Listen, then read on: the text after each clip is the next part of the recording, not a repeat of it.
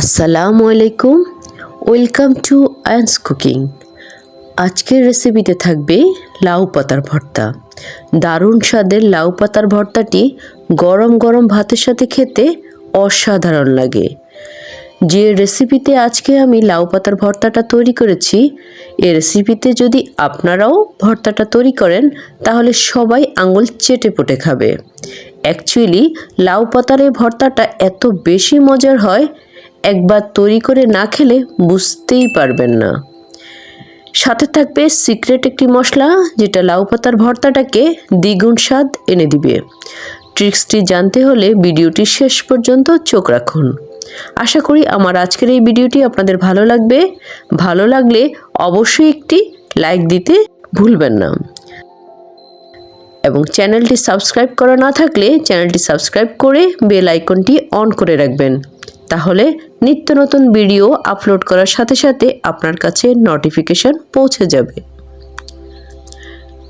গ্রামীণ স্বাদের লাউ পাতার ভর্তাটি তৈরি করার জন্য আমি এখানে 15টি পাতা নিয়েছি। লাউ পাতাগুলোকে ডগা থেকে এভাবে বেছে নিব।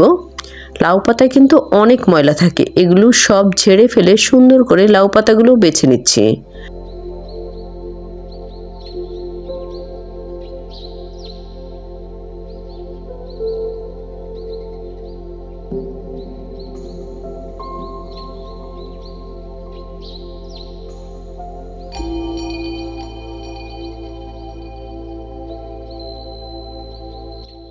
এখন লাউ পাতাগুলোকে ছোট ছোট করে কেটে নিচ্ছি। আজকে সিক্রেট মশলায় তৈরি হবে দুর্দান্ত স্বাদের লাউ পাতার ভর্তা। রিকোয়েস্ট থাকবে কেউ এটি মিস করবেন না। পাতাগুলো কাটা হয়ে গেছে।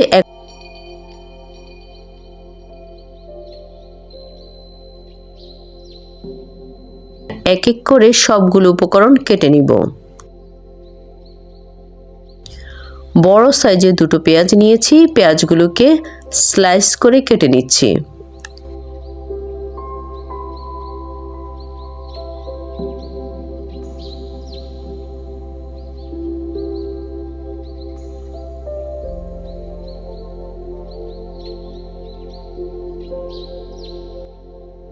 কাঁচামরিচ নিয়েছি 7-8টি, এগুলোকেও কেটে নিব।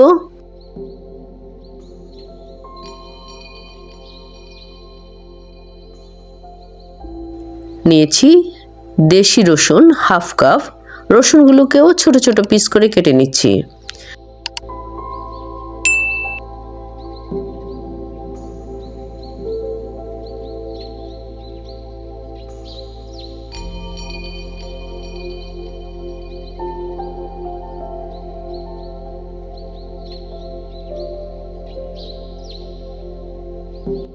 নিয়েছি কিছু ধনে পাতা, ধনে পাতাগুলোকে কুচি করে নিচ্ছি। লাউ পাতার এই দুর্দান্ত স্বাদের ভর্তাটা করতে আমি নিয়েছি চিংড়ি শুটকি। এই চিংড়ি শুটকিটা নিজের হাতেই তৈরি করা। এই সিজনে গরম ভাতের সাথে লাউ পাতার ভর্তাটা থাকলে আর কিছুই লাগবে না। এই ভর্তাটা এতটাই টেস্টি হয়। চিংড়ি ছাড়াও এই ভর্তাটা তৈরি করা যাবে, তবে চিংড়িটা দিলে ভর্তার টেস্টটা দ্বিগুণ বেড়ে যায়। চুলায় প্যান বসিয়ে কিছুটা পরিমাণে সরিষার তেল দিয়ে প্রথমে শুকনো মরিচগুলো ভেজে নিচ্ছি। মরিচগুলো ভাজা হয়ে গেছে, এখন মরিচগুলোকে তুলে নিচ্ছি। এরপর রসুনগুলোকে ভেজে নিব হালকা করে। একই সাথে পেঁয়াজগুলো ভেজে নিচ্ছি। পেঁয়াজ এবং রসুনটা যখন নরম হয়ে আসবে তখন এগুলোকে তুলে নিচ্ছি। তবে একদম ব্রাউন কালার করে ভেজে নেওয়া যাবে না, তা না হলে ভর্তাটা কিন্তু তেতো লাগবে। এখন একটি পাত্র নিয়ে এতে পর্যাপ্ত পরিমাণে পানি দিয়ে দিচ্ছি। কয়েকবার পানি পাল্টিয়ে আমি লাউ পাতাগুলোকে খুব ভালো করে ধুয়ে নিচ্ছি। লাউ পাতাতে কিন্তু অনেক ময়লা থাকে, খুব ভালো করে লাউ পাতাটা পরিষ্কার করে নিচ্ছি।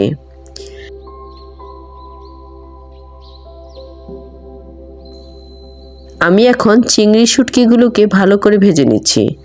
শুটকিগুলোকে একদম ব্রাউন কালার করে ভেজে নিব। শুটকিগুলো ভাজা হয়ে গেছে, এখন এগুলোকে তুলে নিচ্ছি।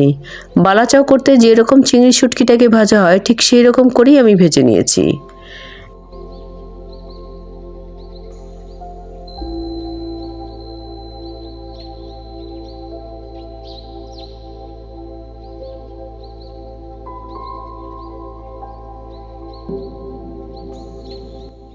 এখন একটি ফ্রাই প্যানে শাকগুলোকে দিয়ে দিচ্ছি। কোনো রকম এক্সট্রা পানি অ্যাড করব না। পরিমাণ মতো লবণ দিয়ে ঢাকনা দিয়ে দিচ্ছি।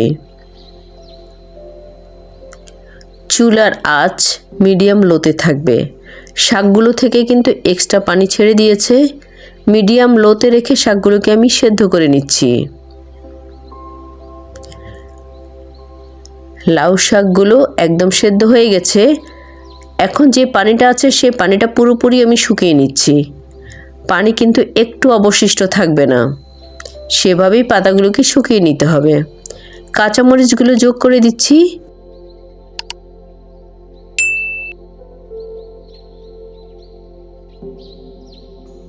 এখন আমি দিয়ে দিব ধনেপাতা। ধনেপাতা দিয়ে বেশিক্ষণ কিন্তু রাখবো না। এখন লাউ শাক এবং ধনেপাতাগুলোকে তুলে নিচ্ছি। ভর্তা প্রসেসিং করার জন্য আমি এরকম একটা বাটনা নিয়ে নিয়েছি। হাতে বেটে যে ভর্তাগুলো তৈরি করি আমি সাধারণত এরকম এই বাটনাতেই তৈরি করে থাকি। প্রথমে চিংড়ি শুটকিগুলোকে ম্যাশ করে নিচ্ছি। এরপর পেঁয়াজ এবং রসুনগুলো ম্যাশ করে নিব। ব্লেন্ডারে ভর্তা তৈরিটা আমার বেশি পছন্দনীয় নয়, কারণ ব্লেন্ডারে ভর্তা বেশি পরিমাণে ম্যাশ হয়ে যায়। চিলি ফ্লেক্স যে কোনো ভর্তায় অ্যাড করলে এর ফ্লেভার এবং টেস্ট দুটোই বেড়ে যায়। আমি শুকনো মরিচগুলোকে হাতে ম্যাশ করে নিয়েছি এবং এই ট্রিক্সটাই আমি খাটাবো আজ লাউ পাতার ভর্তাতে। অসম্ভব মজা হয় এই লাউ পাতার ভর্তাটি। এভাবে হাতে তৈরি করে যদি ভর্তা কাউকে খাওয়ান তাহলে বারবারই আপনি রিকোয়েস্ট পাবেন। আপনার প্রশংসা করতে বাধ্য। মাছ মাংসের স্বাদকেও এই ভর্তা হার মানাবে। লাউ পাতাগুলো একটু মিহি করে বেটে নিব। ধৈর্য ধরে এই কাজটা একটু করতে হবে। কয়েকবার উল্টো পাল্টা করে ভর্তাগুলোকে ম্যাশ করলেই কিন্তু পাতাগুলো একদমই ম্যাশ হয়ে যাবে। এর চেয়ে বেশি মিহি করলে কিন্তু ভর্তাটা মজা হবে না। শুকনো মরিচ ভেজে তারপরে হাতে ম্যাশ করে যদি এরকম কাচের বয়ামে রেখে দেন তাহলে একসাথে অনেক দিন পর্যন্ত আপনি ইজিলি ভর্তাটা খেতে পারবেন। প্রতিবার ভর্তা করার সময় মরিচগুলোকে ভাজতে হবে না। চিলি ফ্লেক্স অ্যাড করে দিচ্ছি। দিয়ে দিচ্ছি এই পর্যায়ে 2 চামচ সরিষার তেল, যেটি ছাড়া ভর্তার স্বাদ অসম্পূর্ণ থেকে যাবে। দেখুন ভর্তাটা অসম্ভব মজার, খুবই লোভনীয়। এখন ভর্তাটা একটু সার্ভ করে দেখাচ্ছি। লোভনীয় স্বাদের খুবই মজাদার লাউ পাতার ভর্তাটা আমার একদমই তৈরি হয়ে গেছে। যারা এখনও এর স্বাদ নেননি তারা অবশ্যই একবার হলেও এভাবে তৈরি করে স্বাদ নিয়ে দেখবেন। যে খাবার মাছ মাংসকেও হার মানাবে।